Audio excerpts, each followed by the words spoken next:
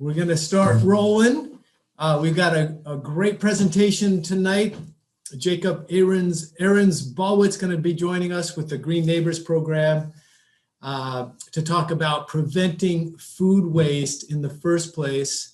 Appreciate everyone coming out on a Wednesday night and learning about what is really an important topic, mostly because I'm with the Master Composter program, and it pains me whenever any kind of food, whether it's a food rind or a skin or a core, but especially food that could be eaten, is thrown in the garbage, because those are wasted nutrients that are basically going to be buried in a non-oxygen landfill and basically sit there forever. They have dug up hot dogs, I think, that are 50 years old. So these things don't really decompose, they just sit and waste.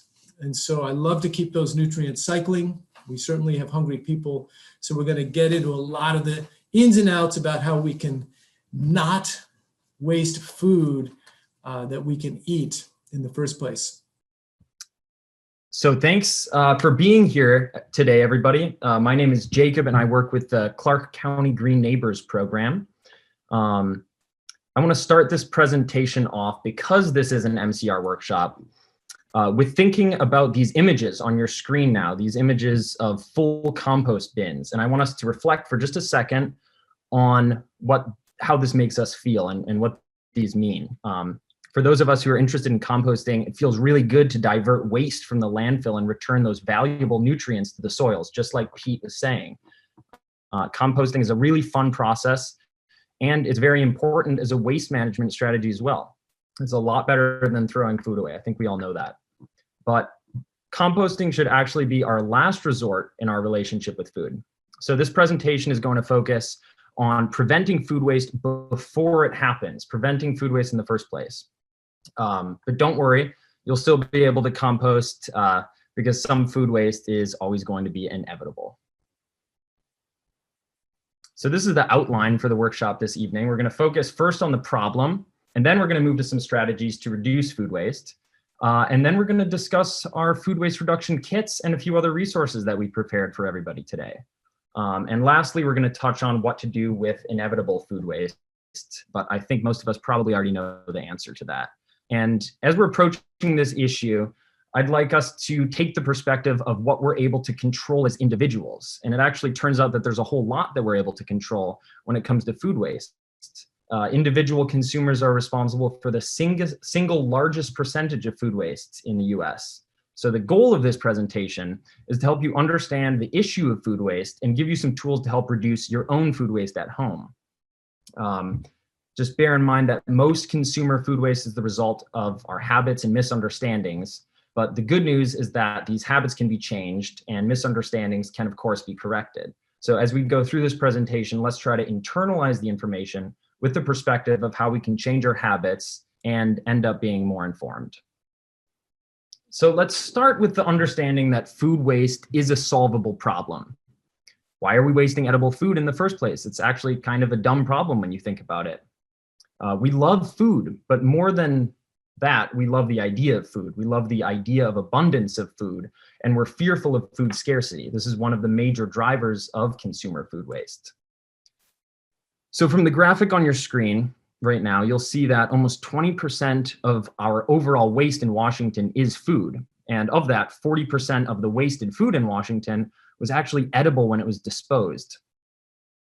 So if you just think about that, so much of the food that we throw away could have been eaten even on the day that it was tossed. And that's really unfortunate, especially since nearly 1/3 of Washington households are not getting enough food since the start of the pandemic, according to the Washington Food Security Survey. So the slide you're looking at now is a breakdown of overall food waste in the US. And you can see that food waste accounts for roughly 20% of US municipal waste. That makes it the single largest category of any waste in our landfills. 52.4 million tons is sent to the landfill by consumers, restaurants, and retailers combined, and 10.1 million tons is left to rot on the farm. So we see waste happening on the farms, we see it in the stores, and we see it in our homes. As consumers, we have the most power to control the food waste in our homes, but we can influence how much food is wasted in other categories as well. Farm losses happen because many fruits and vegetables never make the cut to get harvested due to their color, shape, or size not matching the very narrow definitions of perfection. That's why produce at farmers markets often appears different than produce at the grocery store. This is one of the big reasons why over 40% of food grown is never eaten. Many people tend to be very hesitant to buy the last piece of produce because they think there's something wrong with it. When I was growing up, my grandpa would always go into the grocery store and buy the brownest bananas and the stalest bread and the weirdest looking tomatoes. And he would say, if we don't eat it, who will? I didn't really understand that then, but I'm starting to understand that now. It's our need for appearance of abundance that creates the waste. A good consumer solution to farm loss is to embrace imperfection. That means buying the ugly vegetables in grocery stores or buying the last fruit at the farm stand. There's nothing wrong with it. But for the rest of this presentation, we're going to be focusing on food waste reduction at home. Just keep this point in mind the next time you go to the grocery store or the farmer's market. So on this slide, we can see that of the 52.4 million tons of food sent to landfills each year, 43% of that comes from our homes. And this is the part that we can control directly. So this is the part that we're going to be focusing on. Now let's zoom in on a single home to see what that 43% of household food waste looks like on the ground level. So the average American wastes about 4.5 pounds, or generates about 4.5 pounds of waste per day. That's all of our waste combined. And 20% of that is food. So that equates to roughly 1 pound per day of food waste per person. That's a lot of food. And it adds up in different ways. That eventually costs the average family of four an average of $1,500 per year just on wasted food. Most of that by weight is going to be fresh fruits and vegetables, but meat ends up being the most expensive portion of that waste. So why does consumer waste happen? Essentially, consumer food waste happens because we value food in an essentially different way than we value other kinds of products. You probably wouldn't go to the store and buy 3 pairs of shoes only to come home and throw 1 pair away. So why do we do that with food? It seems that we value the option of eating food more than the food itself. Some of the common reasons that food is wasted in the home might be something like aspirational cooking, where we have the intention of cooking every single night, but then we get busy and don't end up using all of the food that we buy. Maybe we go out for dinner or something like that. We may not know how to properly store the food that we buy. We may cook and serve portions that are too large, and the remainder that's left on the plate might get wasted. There might be confusion or misunderstanding about date labels, meaning expiration dates or best by dates, and people may become scared of getting sick. It may be an instance of multiple people in one household doing the shopping who perhaps do not coordinate on who is getting which item. And it also may come down to picky children. But with our current consumer psychology, we want the option to eat something, whether or not we actually end up eating it. We can see evidence of this change over time in our consumer psychology just by looking at the anatomy of our kitchen and its tools. Refrigerators in the US have grown by about 15% since the 1970s to accommodate more food. And researchers have found that we do not like white space or emptiness in our refrigerators. This is a problem because if fridges are too full, we can't see what is hiding in the back, and also the air in the refrigerator can't circulate properly. Another interesting example of this change is seen in the modern plate. The average dinner plate has grown by 36% since 1960. And this means that there's more space to fill whether or not we can actually eat it on our plate. There are some very interesting studies that have been done at the University of California, Davis on the negative effect of plate size and portion size on cafeteria food waste. So why does this all matter? Wasted food is obviously a social issue, it's obviously an environmental issue, and it's also an economic issue. So as I said before, not everybody has enough food, yet we waste food at an extremely high rate. The way we manage food is inherently unsustainable. So the graphic on your screen right now shows how much land is used in the production of uneaten food. That land area, you can see it taking up just a little bit larger than the size of the continental United States. If it were a country, that country would be the second biggest country in the world. Right now, the human population is expanding rapidly, and we're all struggling to keep up. Global food production may increase by 60% by 2050 if we're going to meet the demands of our growing humanity. We already are using half of the world's habitable land for farming, so before we even think about converting more area to farmland, we need to get better at using what we have. And that's actually a pretty good analogy to our own kitchens at home and what we use. Even with the most sustainable practices, the food system uses enormous amounts of natural resources. And when we waste food, we also waste all the resources that went into growing, transporting, storing, and distributing that food. So if you think about the food cycle from farm to plate and what resources are needed, we need land, water, fertilizers, labor, and energy to store, transport, and regulate temperature along the journey. If we never eat that food, those resources are wasted along with it. But the problem gets worse than this still. Wasted food is a major contributor to climate change. And when we discard food, it decomposes in landfills and generates methane gas, which, as most of us probably know, is 25 times more powerful and potent than CO2.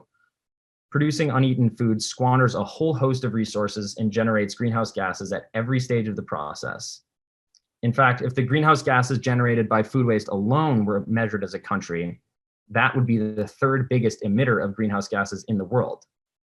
But there is still reason to be hopeful. The picture on the left of your screen right now is the front of the book Drawdown, which was released in 2017. And that book chronicled research and modeled the top existing 100 solutions to roll back greenhouse gases within 30 years. Now, what I think that's really interesting about this book in specific is that the solutions in it don't depend on some big technological innovation that we still have to conceive of. These are solutions that we could enact today if we chose to. And the third most powerful existing solution in this book to roll back greenhouse gas emissions is reducing our food waste. In fact, 3 of the top 10 solutions relate to food waste. Plant-rich diet is number 4, and silvopasture is number 9. So just by reducing our food waste and transitioning to a more plant-based diet, you can be part of the solution every single day. The image on your screen now is a graphic that the EPA has developed as a tool to help us plan for and manage surplus food. It's called the Food Recovery Hierarchy. And we tend to think about the 3 R's, reduce, reuse, recycle, in association with some of our other solid waste and recycling that we deal with on a day-to-day basis. But those are also relevant to food. So our first step and the most preferable action is to reduce food waste at the source, and then reuse it for its intended purpose, meaning to feed people, and if it's not fit for human consumption, then to feed animals. And the last option is to recycle it through composting.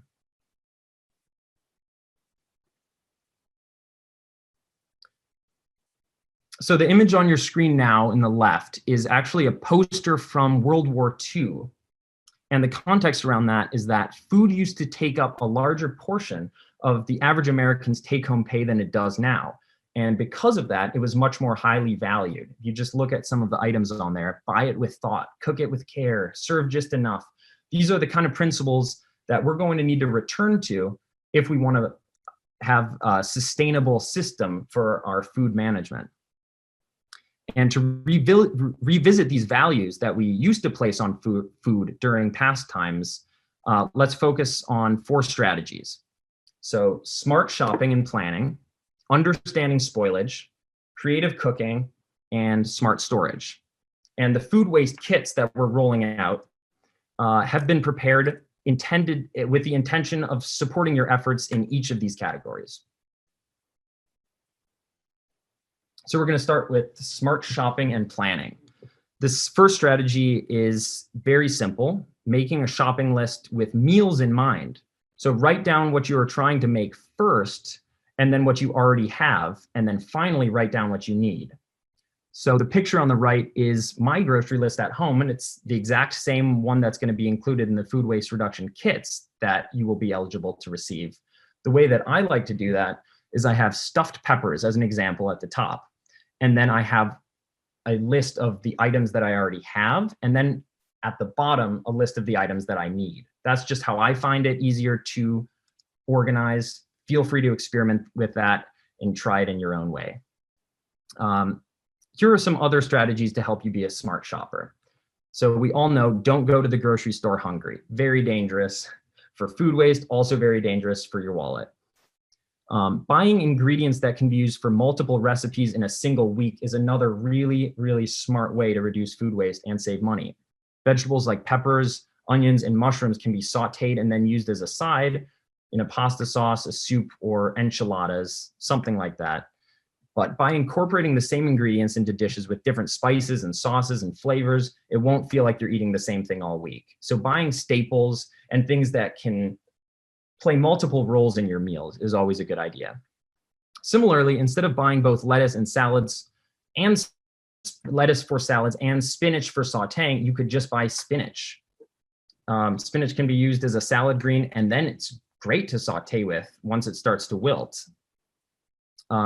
Another example of a food that could work double duty for you would be yogurt. You could use that in your breakfasts, for smoothies, or in place of sour cream. If a grocery store has a deli, try to go there. Buy meats and cheeses at the deli to get the exact amount you want, rather than a prepackaged portion, which might leave you with extra, or in some cases, not enough. Many stores now have bulk sections, so you can purchase only quantities of things like rice, flour, nuts, and snacks that you actually need. And it's important to keep in mind that sales and deals and bulk purchasing is only good if you actually use it all up. So it's not a sale if you're wasting, because that's not value. Plan what you want to eat before you go to the shop. That's basically the message that we're trying to send here. Think about your schedule for the full week. Ask yourself, will you realistically cook dinner every night? Maybe not. Sometimes you get very optimistic and you think that you're going to eat a home cooked meal every single night of the week, and it doesn't actually end up playing out like that. So schedule in a lazy night or two. And even if you don't end up going out on those lazy nights, those are also a great opportunity to eat leftovers and frozen meals that you may have saved. So the main point here is just to focus on buying only quantities that you will need until your next shopping trip. And be aware when you're shopping of how much you're putting in your cart, rather than just kind of being on autopilot. By buying no more than you expect to use, you're most likely to use it up and keep it fresh. And I'll just throw in this last point here, that for lists and shopping lists, they don't actually have to be physical lists. If you live in a multi-person household, try using a smart shopping list on the fridge. And if that doesn't seem to work for your coordination, then you can use something like Trello, Apple Notes, To Do, or another collaborative list app on your phone, so that everybody can be on the same page. So the next strategy is to eat what needs eating first. Be mindful of old ingredients and leftovers you need to use up. If you do this, you'll waste less and find potentially your new favorite dish in the process. Move food that's likely to spoil soon to the front of the shelf or to a designated eat now area. This visual prompt will help you see what you need to eat, rather than finding items in the back of your fridge after they've already gone bad. It's also important not to overfill your fridge or pantries, because you need to leave space to see what's in there, and also, again, the air needs some space to circulate. It's also a good idea to try not to have two of the same products open at the same time, like 2 jugs of milk. And we do have an Eat Me First sticker that's going to be in the food waste reduction kits, but it's also very easy to print one out yourself. Or if you don't want to have a sticker in a box in your fridge, it's also very easy to just designate a spot. Maybe it's a corner on the top of your fridge for this purpose. So smart saving. Understanding expiration dates is pretty hard, but the most important thing to know is that expiration dates are not federally regulated, and most of them are just manufacturer suggestions or recommendations for when the product will be at its freshest or best taste. Dairy is one of the most wasted food groups, things like cheese, yogurt, and milk. And while pasteurized milk may go sour, it is still safe to use. I've found some quick ways to use sour milk. They would be in baked goods. You could substitute spoiled milk for regular milk or buttermilk, or sour cream in recipes like biscuits, pancakes, scones, and cornbread. It's also very good in soups and stews, salad dressing, cheese making, very good. And sometimes it's even a recommended ingredient in tenderizing meat. So spoiled food will usually look different in texture and color, smell unpleasant, and taste bad before it becomes unsafe to eat. So just remember, the best way to judge if something is good to eat is to rely on your senses, especially sight and smell, to tell if something is still good. So sometimes spoiled food is safe to eat, but also sometimes it's not. The general rule here is if the moisture content is very high, then the food should probably be tossed if there's visible mold on it. And by tossed, of course, I mean composted. Soft cheeses, for instance, should be tossed, but hard cheeses should have the mold cut off about 1/2 inch from the surface, and then they should be okay to eat.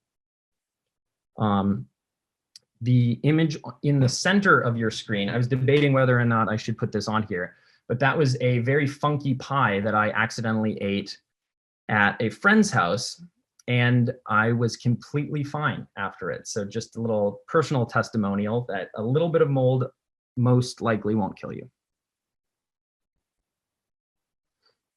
So this, on the right side of your screen, is the USDA's when to eat and when to discard chart, which we will be sending as a resource in the follow-up email to this presentation. You can see things like strawberries, for instance, as an example. The spoilage issue would often be fuzzy green spots. Is it safe to use? Yes, it is. Throw away strawberries that are more than 50% rotten and rinse the others. You can cook them or use them in jams, pies, and sauces. So I found this to be a very helpful resource, just kind of paging through, finding different items. And the part that I like about it most is it gives you suggestions of what to do with items that may have turned. And just a quick note on the term hero here. We use the term hero in reference to food waste because some recipes will help you rescue food. All right, so creative cooking. There are some classic recipes that utilize leftover food, and pictured on the slide on your screen right now, you will see bread pudding, panzanella salad, and fried rice. Personally, I like to use leftover veggies in curries, egg bakes, and soups. There are so many ways to use leftovers creatively. And the best part is you really get to experiment and decide and find new things and share those. At my house, we try to save most of our vegetable trimmings and scraps in a freezer bag, like the ones in our food waste reduction kit, to make vegetable broth out of. And I like to do this because it is convenient to just toss scraps in the bag while cooking and then make the broth whenever we get around to it. Later, we'll show a slide with websites and apps where you can find recipes and ideas for using your leftovers or whatever else is in your fridge or pantries. Reviving food when it's past its prime is often easier than you may think. Limp vegetables can be revived by a soak in ice water for 15 or 20 minutes, or if it's a really limp vegetable, you can use it to make soup or stews. Limp greens such as spinach and kale can be easily sauteed into a delicious side dish. Old chips can be revived by a quick blast in the oven. I also like to use, whenever I have tortillas that are kind of going on the way out, I like to put them in the oven and make nachos with them too. You can use recipes as a starting point, basically. If it says use half an onion in the recipe, that doesn't mean that you have to use half an onion. If you have a whole onion, throw it in there. It's not going to hurt it. If anyone's ever accidentally burned a soup or a stew, here's an easy fix for the next time. As soon as you realize it's burnt, pour it into a new pot. It'll taste a little bit smoky, but if you cover it up and give it plenty of spices and something sweet to counter the bitterness of the char, you can have yourself a nice smoked stew. You can also try to eat the whole foods, not just grains, but vegetables too. Ditch the peeler when you can. A good scrubbing is really everything that you'll need to do to it. And it will become part of a more nutrient-dense meal since the lion's share of the vitamins and nutrients are often in the skin. You can research and have hero recipes ready and on hand so that they can be used to rescue food when you need it. Pasta sauces and stir fries are great ideas. And I like to have some shelf stable sauces, hot sauces, tomato sauces, different dipping sauces, things like that to keep on hand, just to keep things more interesting when it comes to rescuing food. So the last strategy here is perhaps the easiest of all, storing fruits and vegetables for maximum freshness and knowing which fruits or vegetables last longer inside or outside of the fridge. It's easy if you have the chart, which we will be providing to you. By storing fruits and vegetables for maximum freshness, they will taste better and last longer, helping you eat more of them. So a few examples: avocados should be kept on the counter until ripe, and then moved to the fridge when ripe to prolong their life if you're not going to eat them right away. Asparagus, cilantro, and parsley is best stored in water or wrapped in a moist paper towel, and salad greens in a damp cloth or in an airtight container. Cheese should be taken out of plastic wrap and stored loosely in parchment paper or wax, like the beeswax wraps included in our food preservation kit. And brown rice, whole grains, nuts, and seeds should go into an airtight container. Items that you think that you're storing correctly, I would encourage you to cross-reference with the Seattle Public Utilities Fruits and Vegetable Storage Guide, where you might be surprised to learn that there's a better way to store those items for maximum freshness.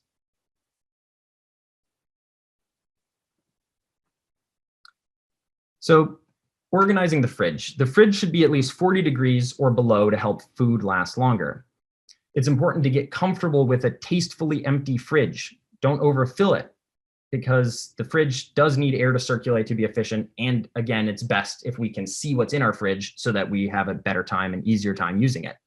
The door is the warmest part of the fridge, so use that section to store condiments. Some doors have egg storage, but eggs should generally be stored in a colder part of the fridge. Upper shelves are going to be warmer, so use them for leftovers, drinks, yogurts, and snacks. As you move down, the fridge gets colder. Middle shelves are good for milk, eggs, and cheese, and the bottom shelf is the coldest, so use that one for meat and fish. Many fridges have two crisper drawers, a high humidity, that one might say vegetables, and a low humidity, which might say fruit. Put the vegetables, especially those likely to wilt, in the higher humidity drawer, leafy greens, carrots, herbs, stuff like that, and put the fruits and veggies that rot easily, such as avocados, mushrooms, peppers, in the low humidity drawer. Some produce items shouldn't be stored together because of the production of ethylene, which is a gas produced by plants and also known as the ripening hormone, which stimulates fruit ripening. These fruits and vegetables give off a lot of the gas and are also pretty susceptible to it. Things like tomatoes, peaches, apples, ripe bananas. And actually, a trick if you want to slow the ripening of bananas down is to place a plastic wrap or a little section of plastic bag securely over the stems, and that should help keep the ethylene gas from being released.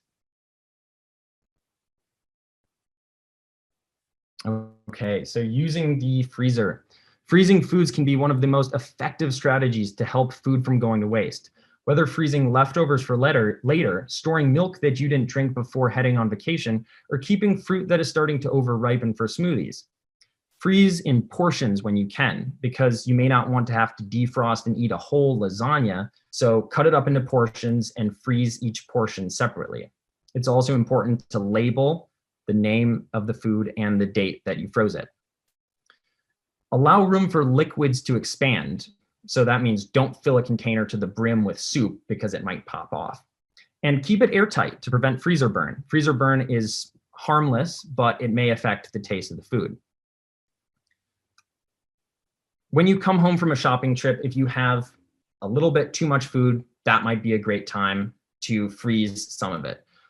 If you do that with meat, always remove the meat from the supermarket tray and wrap it well, and it will almost last forever. I personally still have some good edible elk meat in my freezer from 2016 that I intend to eat sometime in the next week.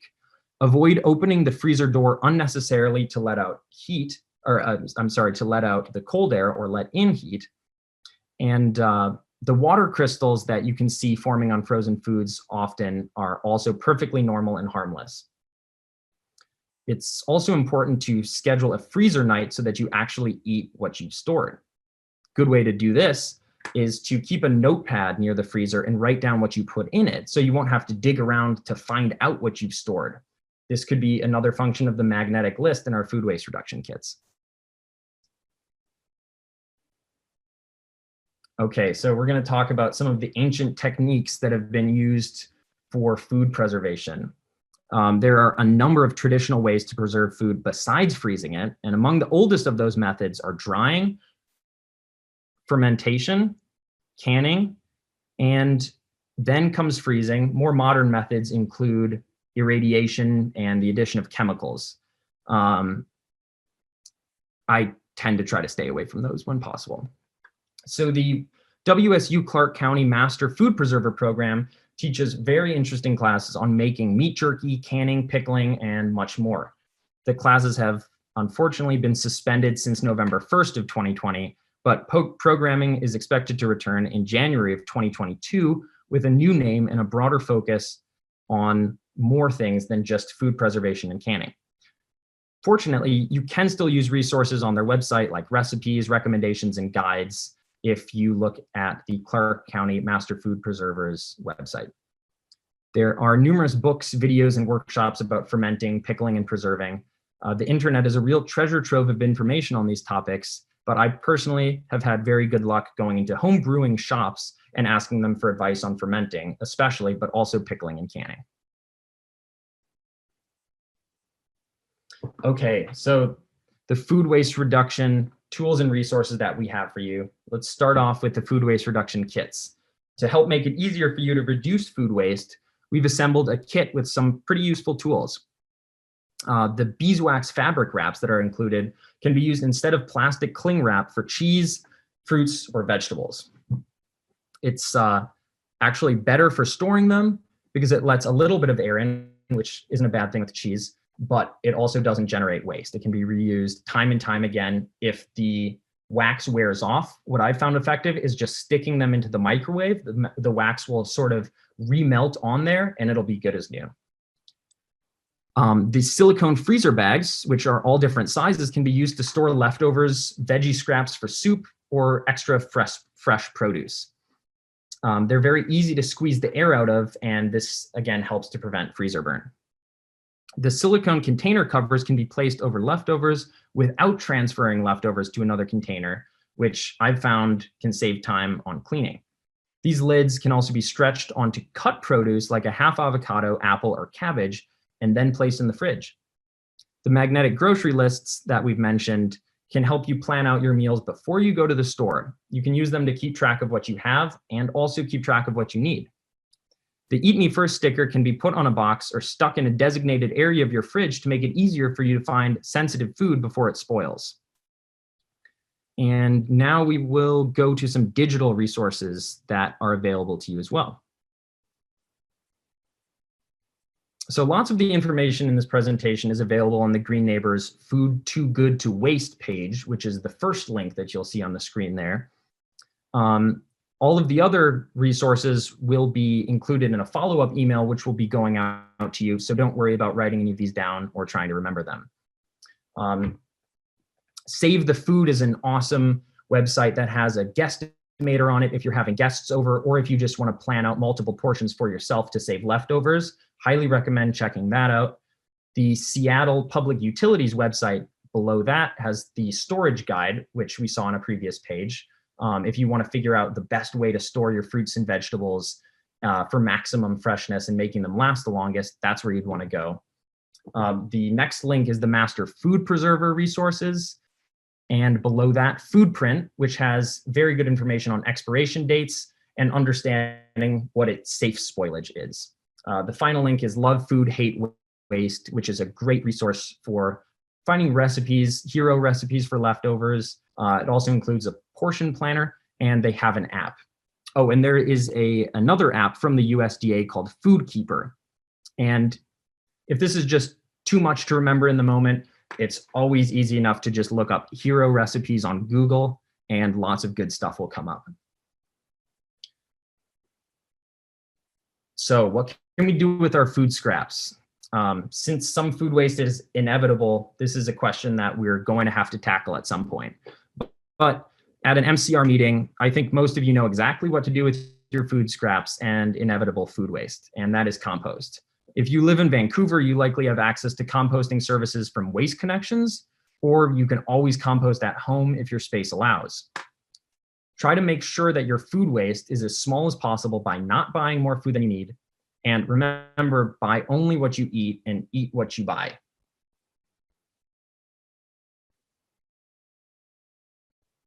Okay. So let's set an intention. By making small changes in our food management behaviors, we can have a very large impact, both for ourselves and for the environment and our communities. We're here to help connect you with the resources, education, and strategies that you need to reduce waste, but ultimately it comes down to your commitment to tackle this 62 million ton problem at the scale of your own home and kitchen. So the intention that I set for myself when I started on this waste reduction journey personally is to eat what I buy and buy what I eat. And I try to remind myself of that every time I go to the grocery store, I go shopping, or I look at recipes online. Okay, so to conclude, with the resources and education available to you, it is completely possible to reduce your food waste significantly with the strategies of buying only what you need, storing it to last, keeping track of it, using it all up, and understanding spoilage. The problem of food waste is solvable. And thank you all for your time tonight. I really appreciate sharing this evening with you.